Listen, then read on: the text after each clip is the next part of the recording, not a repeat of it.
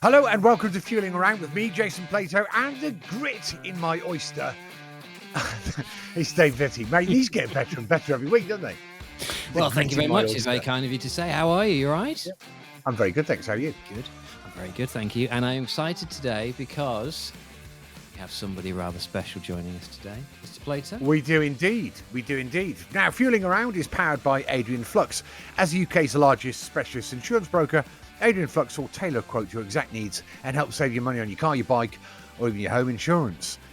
So, Dave, our special guest today, well, he's someone very special, actually. A gentleman with a touch of class. A gentleman who knows his way around the kitchen.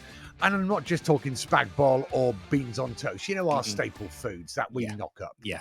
I'm talking proper nosh, proper cooking. He's not just any chef. He's something of a master. It is, of course, Mr. Marcus Wareing. Welcome. Hi, Marcus. How are you? I'm very well. Thank you for having me. Really looking forward to this conversation about cars. Well, listen, before we get on to cars, I have to say, Marcus, genuinely, I'm chuffed to have you on because I'm a fan. I'm the sort of person that has Masterchef and Masterchef the Professionals and all the other incarnations on Series Link. And I watch it, and I genuinely, and I'm not just saying this, and I know you're the same, JP, you've got your hand up, is that Absolutely. I make stuff and I look at the skills test and all these different things, and I do. So yeah, I'm chuffed to bits that you're on here. So first question for me is how did the MasterChef thing first come around? That's obviously what you're best known for in the in terms of being a household name. But how did you transfer from being a esteemed restaurateur to being on the telly in that form? It was interesting because it was the professional chef person in what I do, and I've been training and been doing all my life, was the reason that it sort of came knocking on my door. And it really came about 8 years ago. I'm about to start filming my 9th series. Wow. And Michel Roux was the judge that was there prior to me. But due to a sort of a hiccup in a contract, whatever it was, a commercial channel, they sort of asked Michel to stop and leave, and actually we're going to look for someone new. And it literally was almost like they knocked on my door and said, would I consider replacing Michel Roux on MasterChef? And quite interestingly, I first watched MasterChef when I was a young lad in Southport, when it was Lloyd Grossman in the red, the yellow, and the green kitchen. It was, that's where it started. And so that and a few other cooking shows at the time really inspired me. That's why I saw top-end kitchens on the TV screen. I mean, MasterChef was different, but I've always said Michel laid the ground for the first 7 years, and I took over from there. And I've always liked what he's done, and it's a pleasure and an honor for me to do it. I mean, what a change as well, career-wise. I mean, one of those things, as you say, sometimes things just happen, don't they, for whatever reason, outside of your control. And then something like that happens. And you must look back on it now and just, it's taken you off in a completely different direction, but for the good, surely. Yeah, I mean, I saw in our industry magazine, I read that Michel Roux had left the BBC and MasterChef. And I thought, and they're going to be looking for a new judge. And I remember reading the newsletter on my computer, and I thought, my goodness me, the world and his wife is going to apply for that job because it was a top end opportunity. I deleted it. Thought, no way. Yeah, I just deleted it. I just deleted it like a piece of news, and thought it wasn't asking. It was just because you thought it was shut down. It was a closed. Yeah, thing. It was just a news piece. And I looked at it and thought, imagine if I applied for that, I'd never get the job. So how funny is that? Read that piece of news, moved on, went back to my kitchen, and then sometime later, I got a phone call from the producer, and it was, can I come and see you? And of course, through my career, I've always done little bits of MasterChef. You get asked to do Chef's Table, or you get asked to do a demonstration in the amateurs or something. So they've always known quite a lot of chefs in the industry because they're in and out of our kitchens or filming, doing different things over the years. And that call was, can we come and see you? Didn't have a clue what it would come to talk to me about. And I suppose what you say, the rest is history. And I've never looked back. It's a new chapter, but it's a new chapter that I was always wanting to do, but never really had the energy to go and look for it, because I believe in television, they either want you, they'll come to you before you get accepted by them. They know who's out there in television and they know what they want. And I always thought, having spent quite a bit of time on and off television through Saturday Kitchen, working with Gordon, doing bits in MasterChef, and there's all sorts of TV shows that you can dip in and out of. I always thought, well, I haven't got the face for it. They know where I am, and actually, I know that feeling. And me. I never went looking. And I think sometimes you do look back and think, wow, that was a bit of luck, and I grabbed it with both hands and never looked back. And I think one of the most important things for me, as a member of an industry and part of an industry, and I've done my bit. The show is not about being on TV. The show is about finding the next talent and the new generation. I'm looking for the future chef, not the chef that's looking at history and what a very old-fashioned classical dish is all about. I want to be shown what the future of food looks like, and that's what MasterChef's all about. Yeah, well, do you know what that comes across? Because occasionally, whether it be a member of the public or one of the professionals that are on, the two types of show you do, someone comes up with something different, and you can see the enthusiasm not just on your face but everybody's face. That wow, this is, and I forget which dish it was, but someone cooked something and you went, do you know what? Do you mind if I nick that? So I'm amazed that there are still new ways of doing things after all these years of cooking. I suppose it's that's the best bit, isn't it? Finding someone that's the next new blood. It is. It very much so, and I think it's because the Google is there now and social media. Every chef can see everything. It's how you know when a chef's going through the challenges, who's been on Google and tried to get some inspiration. A huge amount of success, in fact, a lot of success, has to come through looking for ideas, but the inner love and passion for food has to come from within. And that's something you either have or you haven't got. And that's what you're looking for, that natural talent who uses the facilities of what's around them at the time to enhance who they are. And the journey of MasterChef takes chefs from one part of their life into a whole new era and a new area that they've never been to before, because their professional job doesn't apply them in that way. And MasterChef takes them on a fast track journey into a world that they've never been in before, and it's absolutely brilliant what comes out the other end. Yeah. Well, when you set the skills test for the professionals, are there a few little dishes or sauces or whatever it may be that is going to nobble them? And if so, what are they? My skills test, and actually I'm going through them at the moment for the next series. Oh, go on, give us a little. Come on, give us a little insight into what's going to trip them up next time. It's not happening, guys. It's not happening because you'll lose your job and I'll lose mine. We don't even have a real job. It's fine. That's what concerns me. That's it. Game over. It's you're looking for. Have they been to college? Have they learned basic skills? Do they know how to make what we call the classic, the sauces, the vinaigrettes, the cutting of meat, the cutting of fish, the frying, the sautéing? How do they move around the bench? Do they know what a bechamel is? Do they know what a hollandaise sauce is? Do they know what Italian, French, Swiss meringue is? Do they know the difference between what you could say is basic school education in the world of cookery? That is what the skills test is. We don't lay them out to trip them up. They just trip themselves up because you either have that knowledge or you don't. And if you haven't got the knowledge, can you look at the ingredients in front of you and sort of work out a way in which you've only got the ingredients that you need in front of you. So why only cook half of them? Why not use all of them? Yeah, I've seen that where there's one or two they've not put in, and I'm at home and I'm not a cook at all. I mean, I can rustle up a Sunday roast, but I think why have you not put some of that in? Because clearly it's meant to be. Exactly that, and it's the walking into a studio with very little in it apart from a very big studio with only but myself, Greg, Monica, or whoever. Lots of cameramen, lots of soundmen, home economists. And it's very daunting and it's very, very scary when it's brand new. Because when they literally open those doors, that's the first time they'll have walked on set. Wow. So as you see in TV is exactly how it happens. And once they get over that, and it's a nice thing, the skills test lasts for 20 minutes. That's your first 20 minutes. That's the worst bit over and done with. And no one goes home after the first test. They get the chance to cook in the afternoon on the same day. So they get a double whammy at staying alive, basically. No, I mean it's the time, isn't it? As you say, 20 minutes, and that 20 minutes must go in an absolute heartbeat when you're there, as you say, with the pressure of trying to do it in front of you and with the cameras on you and everything like that. And their mind just must go blank. I always like it when you see Monica or whoever, and they've done something crucially wrong, and it's just a bit like, oh my gosh, what's going on here?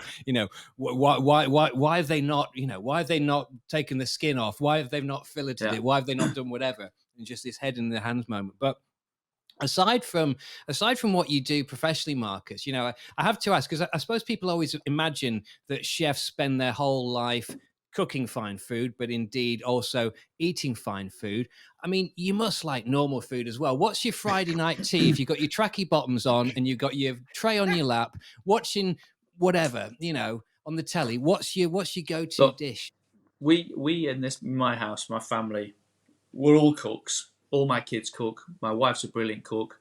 And we eat the same food as everyone else. We have the lasagnas, the spaghetti bolognese, the curries. We had burgers last night. We love a roast dinner. I love a fry-up. I love a bacon sandwich. I love scrambled egg on toast. There's nothing in my house that no one else eats. The difference between me and everyone else, it just tastes better in my house than everyone else. Right, we're coming around for Sunday roast. It's as simple as that. Yeah. Everyone always said, if you ever want to get locked in, if you ever go into lockdown again, go and get locked down in a chef's house. You'll eat well.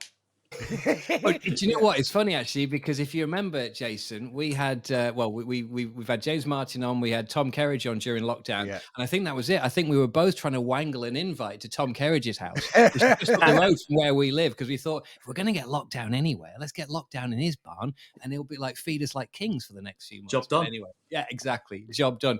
Just before we get on to cars, when do we see you back on the telly then? When does MasterChef return? So MasterChef we start filming next month, and that will be coming on at the end of the year. But before then, I've also got 20 half-hour shows of Tales from a Kitchen Garden, which I filmed last summer, which is due to air just towards the end of summer. So that comes first, which I've already filmed, and then MasterChef after that. So there's quite a lot of me on television. Quite a lot of Marcus time coming up. That's all right. Doesn't make you a bad person. Good, like it. Great. Cars then. So car memories, earliest memories. I mean, was cars a passion of you and your dad or your family? Or where did it all start? No, definitely not at home. It was one car, that was it. But cars for me, the motor vehicles or all of that sort of stuff had to be my dad's warehouse. And at that warehouse, there was the best motor vehicle ever, and it was a forklift truck. Okay. Yeah. Forklift truck. From the age of 11, I was allowed to drive on private land all the way up till I took my driving test at 16, and I also drove the wagons as well. So my attraction was that what was effectively a big Tonka toy, but it was a real piece of machinery and a very dangerous piece of machinery that I just kept going on and on about to the workmen. And they always used to let me have a go. My dad would too.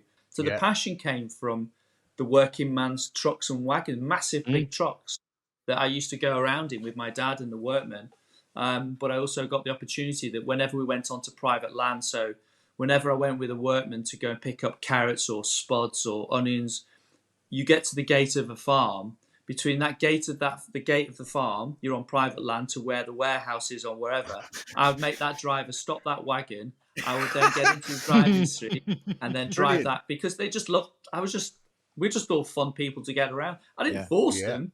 They just whatever, and off I went.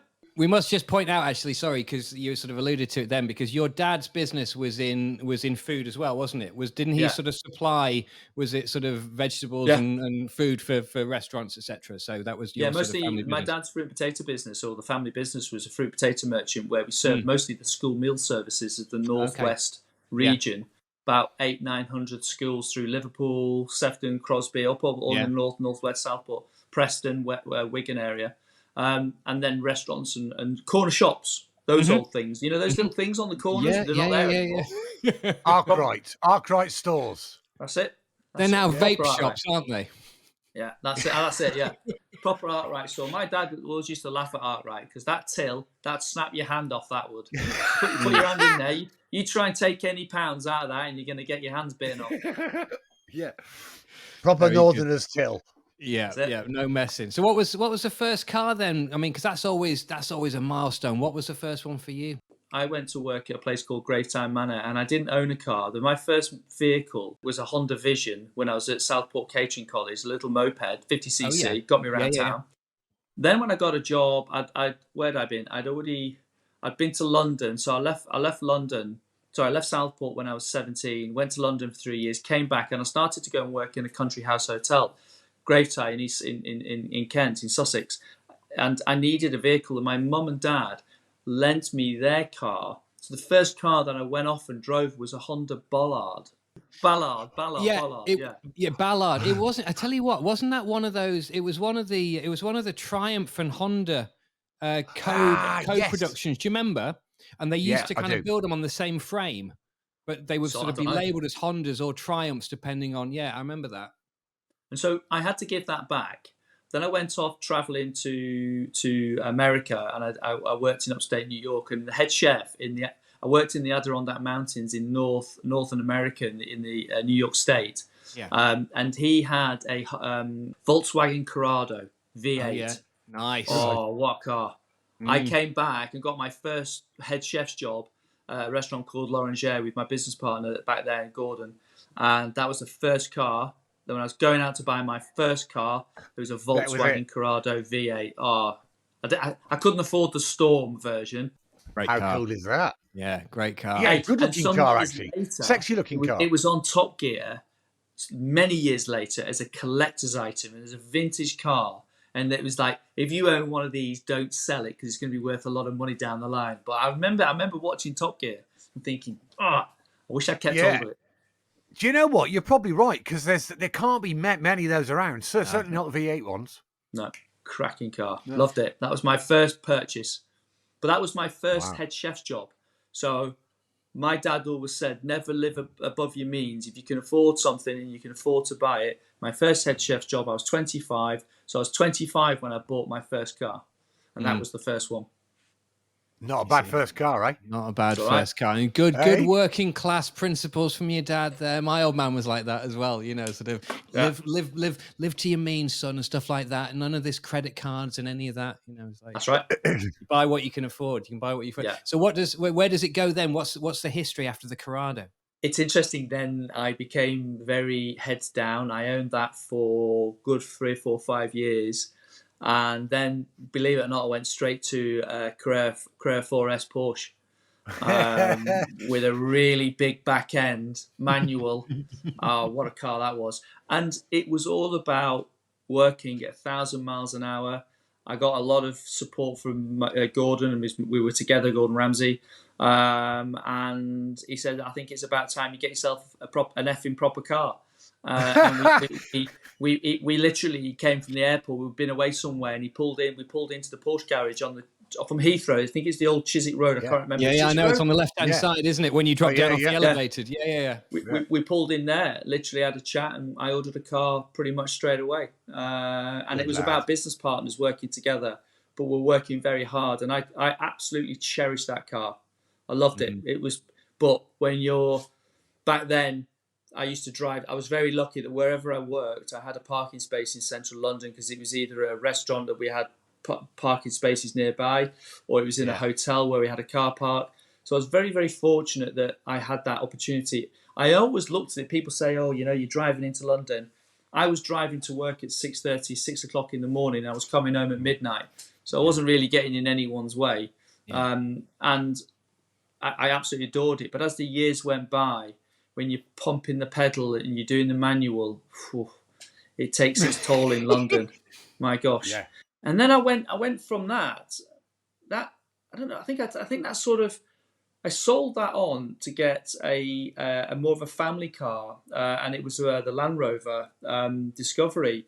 But then I had this great relationship back then with Jaguar, and then from Jaguar it went into Mercedes AMGs. So my first sports car after that was the Jaguar, and it was when Jaguar was an Arthur Daly car from Minder, and Jaguar had reinvented. I think it was the XKR. I think it was. Yeah. And I got the opportunity as a face of hospitality on telly, and I had this fantastic relationship, and we leased very, very, very good value from them.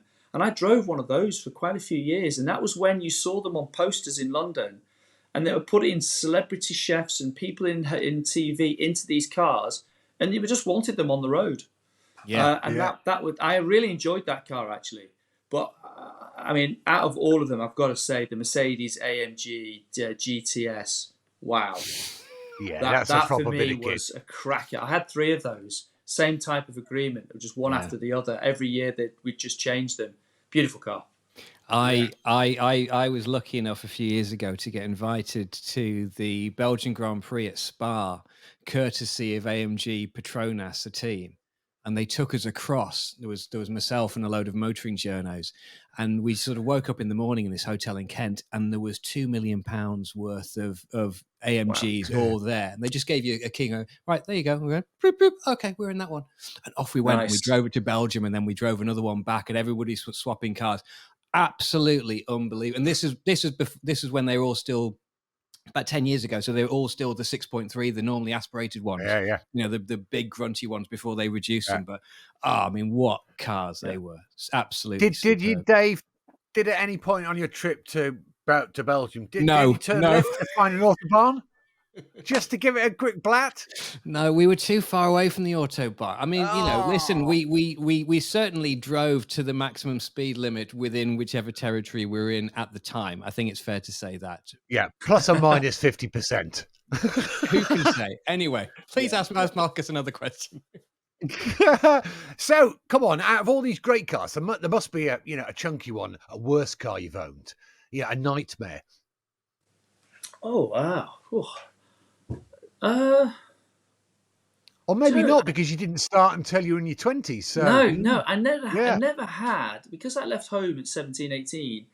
You know, my first 3 years in London was just the tube, and that was it. So I never had that young experience of having that fun, crappy car that was handed down by your sister. That Dolomite that you got from your Uncle Albert or something like that. That's right. You never had that. No, I sort of missed it, and I think out of all of them, there was never a bad car, because I enjoy them. I always looked at, people ask me about, you know, the engine, what's under the bonnet, and all of that. There's a few things that I look for. For me, it's the feel of something when you get into it, the luxury of the seats around you, the color of the car, the wheels. I know it's going to have it. I know it's got an engine. I know it's going to move, and I know it's got certain key things that you look for, you know, that 0 to 60 and all of that. But at the end of the day, a car for me is more than just the massive engine and how fast it can go. I actually love the key things inside that has been designed so well by somebody. I don't think I've ever chosen anything bad. I mean, at the moment, my go-to car, and I'd say this is where I have a bit of an issue out of all of them, is the car I have now. Right. What do you think I've got now? Please don't say you've gone electric. He's gone electric.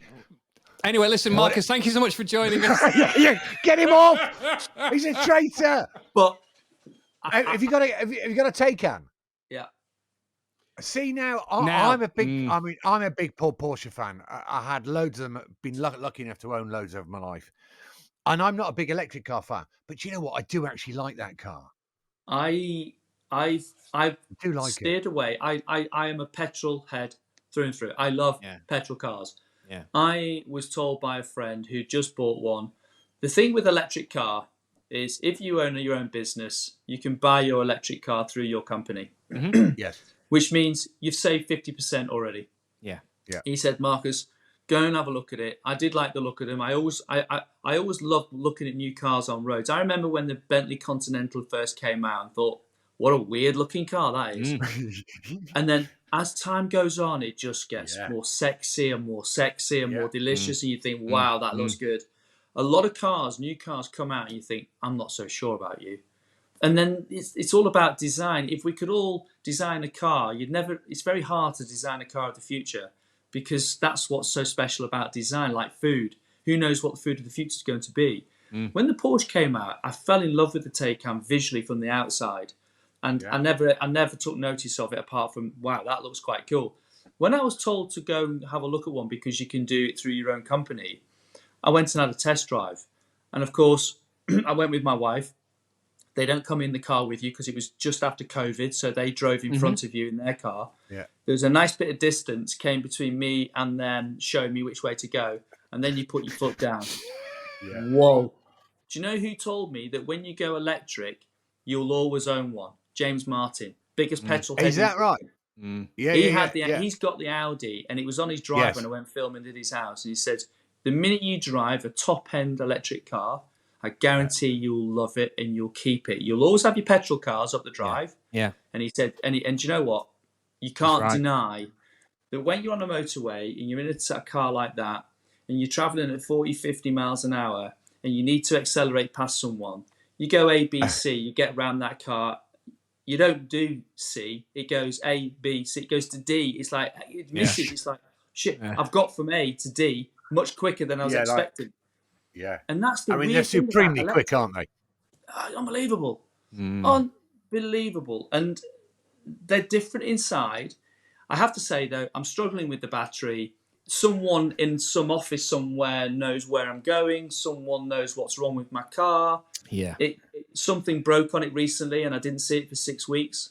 Oh, and to get the car fixed, you have to, this other company says your car's been stolen. No, it's not. It's in, well, they can't access the car until you give us access to it. And there's this 3-4 way conversation going that the workman in the workshop can't fix or touch your car and do what he needs to do until you give him permission. Well, I said, well, I've given you permission, but the time's run out. He hasn't touched the car. So once that time's run out, we have to give you new position. I'll tell you something now. I actually couldn't quite believe how long it took me to get an engineer to fix that car because computer says no, or the app says no. And do you know what I did? Called the guy that sold it to me and said, don't no one call me about this car until it's fixed and it's on my drive. And if you can't fix it and put it back on my drive without me going through this process, give me my money back and I'll go get something else. Yeah. That's how annoying that process was.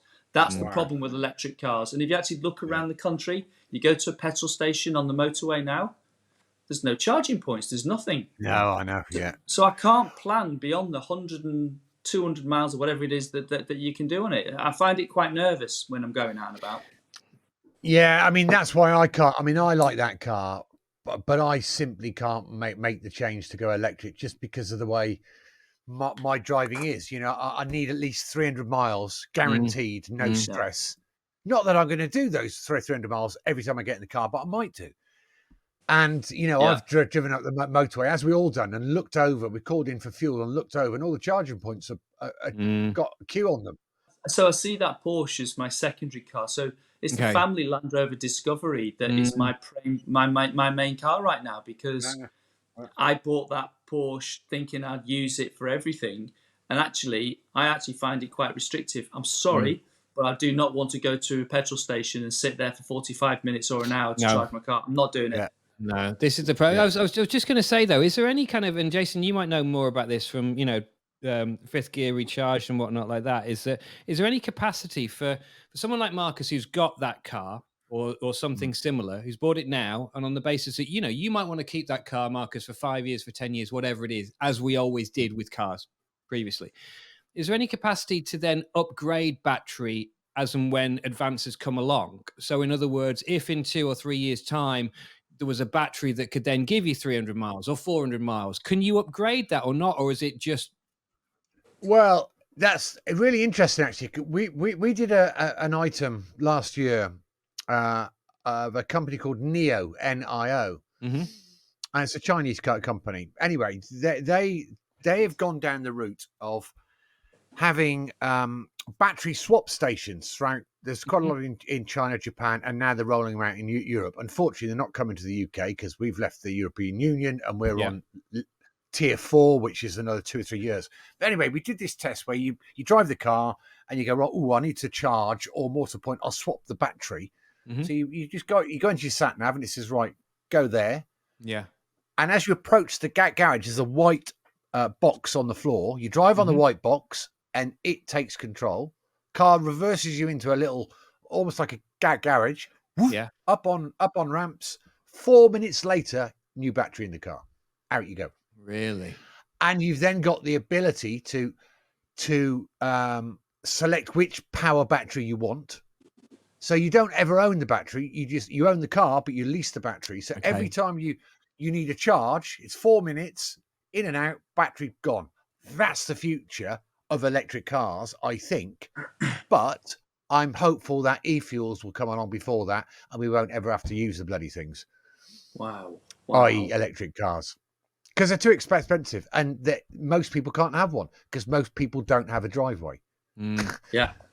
I mean, that's a very good point. I think the driveway, the just to getting the charger fixed to your house, looking at what type of electricity you've got, what X, Y, Zs. I mean, if it wasn't for my wife, I wouldn't be able to deal with it, getting all that set up.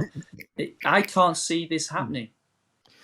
Marcus, talk to me about bikes as well, because I know that they've been a passion of yours. Do you own any bikes at the moment? Or... Yeah. I started off with as I said, with the little Honda Vision in Southport, and my father-in-law was massive into bikes. He was a great bike rider. Then he taught people how to ride them. You know, he had the big motorbikes, BMWs, and so on, and they were always a passion of his. And then I've always wanted to take a bike test, but I never did it because I was in London. I always had cars, and I had, I've had my children, and they're still with me. And you always think, I've never really had the time to take the test. So when I joined MasterChef, to get from home to studio and back again, because that particular show is such a massive production, they can't afford for the judges, the talent they call it, to be late. You've got to be on set because the production is massive financially every hour that goes wrong. So they hired what they called, there's only one company, they're called Limo Bikes, and they're a motorbike taxi service. So basically, no matter how much traffic's out there, they're brilliant. That rider, if that journey is an hour on a bike, they will get you there in an hour, no matter how busy those roads are. And they're ex-riders, they're ex-racers, they're ex-whatever. And there's probably about 8, 9 or 10 of them. They are an existing company that will never happen again. A taxi has to have 4 wheels on it. So they are one of one. And they get talent. Right? Yeah, so if anyone, generally the people that use them are people, city men maybe, business people, but mostly people in television, people in radio, getting from one show to another to another. Yeah. Or someone who wants to get to Wembley Stadium or Twickenham without hitting the traffic. So they're very user-friendly. They got the bug for me to take my bike test. Oh, really? Is that right? We just talk bikes. And when you're on the back of a bike with someone who knows how to ride it for 30-odd years, and you say, do me a favour, just let's accelerate a little bit. It's like, whoa, pretty cool. What sort of bikes are there, Marcus? They're big BMWs, massive 1200 cc's, two-seaters with the big ones, and they're not. Yeah. They're very well ridden, and you feel very, very safe. And you've got the seat to lean on. You've got you're well covered with everything. And so I got the bug, and I took my test, and I was surprised at how interesting but difficult the test was. I'll tell you what, though, since I took a motorbike test 5 years ago, I've become a better driver because it's made me a lot more aware of the road. Yeah, and there's nothing more. You don't feel you feel so vulnerable when you're on a motorbike. So I've got a Yamaha off-roader for where I have my farm, 250cc, and then I've got the BMW 800cc trophy touring bike, which I absolutely adore. And I'm really struggling to even want to change it because I just love it. It's a sit-up bike. It's got great power. I probably I've been riding now, I think 4 or 5 years now. And I think after the first 3 years, I think I've now know how to ride it. I took a risk going from nothing to an 800cc. But that's affirmative. Yes. But I also used to have in the back of my mind that I've got a family. and that I have learned so much from riding on the back of those bikes with those guys. That they stood me in good stead, and I still use them from time to time. But there's nothing nicer than having a fantastic motorbike, which I've got upstairs in my garage. And every time I go in the garage, I just look at it, and it's always spotless, it's always clean, it's always undercover in the garage. I treat it like a bloody another child. I love it. It's so true what you say, though. I mean, I've been lucky enough to do those taxi bikes as well. There's a fellow called Kerry that runs that company, I think. That's and, it. You're on there, and as I say, I've spent many a time on the back with him, and you have the headphones on, and they teach you so much. And as you say, your understanding of roadcraft, I think, is the expression. Your understanding is so much better afterwards, because it's so much heightened when you're on a bike. And as a driver, I mean, there's the classic mistake, which is the bike killer, which is the right turn and not look, when you've got bikes coming down the outside. But just that understanding of other vehicles on there does, as you rightly say, make you a much better driver. And I've sort of learned a lot doing that same thing. Because you're actually looking for that blind spot more so. Because you don't just use your mirror. I don't know about you, but I always now look over my shoulder as well. Like a motorbike rider does. And I think, there's an element that it does make you very much aware of where you are. It gives me an awareness in the car more so. But, they often laugh at me because I'm a fair weather rider. I don't need a motorbike unless I'm doing television or I just want to go out and, just get some fresh air. Generally, I'm a car person. But when I start filming MasterChef, which is going to be next month, for the rest of summer, I'll be on and off that bike and in and out of town and going through town, and I absolutely love it. There's no better place to ride through the city, London, the central parts of London, through the West End, and the city of London, all the way out, because we film in Bow, so it's up near where West Ham Stadium is. So I live in Wimbledon, and it's an hour ride from door to door. So the journey through central London in the summer months is fantastic. Yeah, I bet. Hey, two-car fantasy garage. What would it be? You can have anything you want. I've had a lot of cars. I've been lucky enough to drive Bentleys, Rolls Royces. Every now and again, I'll get someone in a journalistic magazine will say, drive that Ferrari. Love all of them. But I think I had this conversation. I bumped into Chris Harris at a cricket event a year ago. And I said to him, why do I feel the need that I have to have a Bentley Continental? And he said, it's because you're a middle-aged bleep, bleep, bleep, bleep, bleep. It's as simple as that. You're just basically a middle-aged dick who just wants that car.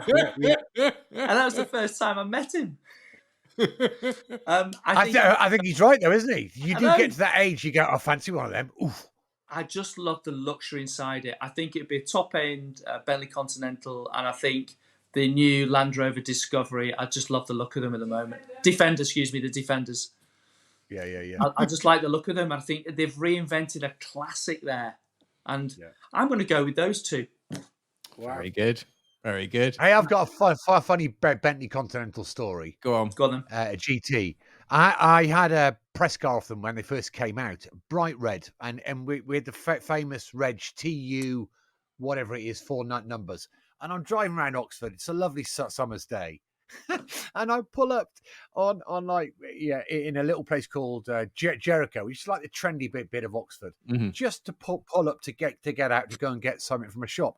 And just as I'm about to get out, this middle-aged lady on a push bike pulls alongside and just looks at me and goes, "Oh, behave." And I'll never forget that. What it was telling people who were walking on the road, things about me I knew nothing about. Amazing. But what great cars. Yeah. There's so many fantastic design cars out there. I don't know enough about everything. And there's, all the classics as well that are just incredible. But I think in my day-to-day living right now, I wish I'd had the time and spent more time looking at alternatives and looking at cars and being more adventurous with it. But I've always been work focused, and I find that there's a lot of time I want to enjoy. And I think having the electric Porsche has given me a real fond love to re-look and rethink about the petrol car, and to maybe one day go out and rather than go full electric, actually go back to enjoying the cars that I really enjoy. And I think I think that the Bentley for me and the Defender, because I think I just like what they've done, and I just think they're designed really well. But I'd love to be able to go down the classic road and see what's venturing out there. But I sort of need help in that area of what to buy. But it's an expensive hobby. Cars are not cheap. Yeah, isn't it just? But you know what? That leads us quite nicely on to a question that we ask all of our guests, Marcus, and this is something of a finale for you. We always say that music and cars go well together. So what we need is your fantasy drive, please. Where are you? Where are you going? What are you listening to? And most importantly, what are you driving? And also, I want to add another bit on the end of that, because it's you, Marcus. And after we've met you after the drive, where are we going to go for tea or a bit of supper? Okay. So I'm going to go from where I live here in Wimbledon. Yep. We're going to be driving all the way through France, stopping at top-end chateaus with 2 to 3 star Michelin restaurants with a very, very fine wine list in every one. We will stop along that journey and enjoy 2, 3, 4 outstanding chateaus and eating at the best houses. We will make our way down to the south of France, down to the coast of the south of France, probably to Monaco area, around that area, the Côte d'Azur. And we would probably end up eating at Louis XV, Alain Ducasse's, the most grandest, beautiful, classic style fine dining in the cafe down there in Monaco. And I think that's going from the heart of London, traveling through France, because that's where I've been trained and worked and done a lot, and my food is very much based around there. I really appreciate what they've done and the way they've brought hospitality. They brought food. A lot of chefs in this country have been trained in the French way, and I think they've got a lot to answer to. I think that it's a brilliant place, and I think just sitting on the coast down there, we'd eat dinner in Louis XV. I'd probably go with the Continental, just because I think it's a great tourer. I think it would be comfortable, and I'd be juggling between. I'm not a big music person, and people laugh at me because I've spent 30 odd years in kitchens, which 25 of those you could class as being in solitary confinement of prison, where I've never really had a love for music because I never really listened to it. We never had a radio in the house at home. I remember my brother, his first LP was Soft Cell, Tainted Love by Mark Coleman. Played that forever. I'll put you off. I've never bought an LP. I've never bought a cassette. I've only ever sponged off other people. And I'd probably be listening to TalkSport, Radio 2, LBC, or some podcasts probably. But I've been listening to LBC for years, and it gets me upset now. I go to TalkSport now and listen to Ali McCoy. Makes me laugh. Do you know what? I'm exactly the same. I started to listen to LBC quite a few years ago, the James O'Brien show in the morning, and I just can't listen to it now because I'm furious. I find myself getting furious. Yeah, I agree. Furious with general members of the public. So I don't listen to it anymore. And it sort of makes you angry. I've got lots of love. I love food, eating out. I love wine. I'm a massive boxing fan because that's the sport I did as a young lad. So I watch a lot of boxing. I love watching all the football on television, the Premier League, the Champions League, the World Cup. So I love all of those sort of things. So getting onto TalkSport, I'm really starting to just enjoy, Simon Jordan, what an interesting character he is on their show. And I just like listening to things. So music, it's really bad, isn't it? It's not bad. I tell you what, Dave, that's worked out rather well because I'll get on the phone to Bentley. We'll organise some press cars, and then Marcus is going to take us some great places for supper. Not just one day. I know. With like 3 or 4 different gaffs on the way. Get it on. Exactly. Sometimes we ask this hoping that we might kind of swing a little invite for the after show at the end. We've got a whole holiday mapped out here, Jason. This is fantastic. It's all good. And plus also, we can suggest some good motoring podcasts for him to listen to on the way down there. Sounds good. We know a couple of those, don't we? Double bubble, all good. And on that note, Jason, I think you need to take us out. Well, that's it for this week's Fueling Around, powered by Adrian Flux. As the UK's largest specialist insurance broker, Adrian Flux will tailor a quote to your exact needs and help you save money on your car, your bike, or even your home insurance. Dave, as always, thank you. But a huge thanks to our special guest this week, the fantastic Mr. Marcus Wareing. Thanks, mate. My pleasure. Thank you, guys. Here. Great to have you on. Don't forget, you can get in touch with us on Twitter at Jason Plato or at David Vitty. And if you like what you've heard, feel free to give us a 5-star rating, press the follow button, and share the podcast on all your socials. Thanks for listening, guys and girls, and we'll see you next time. Ta-da.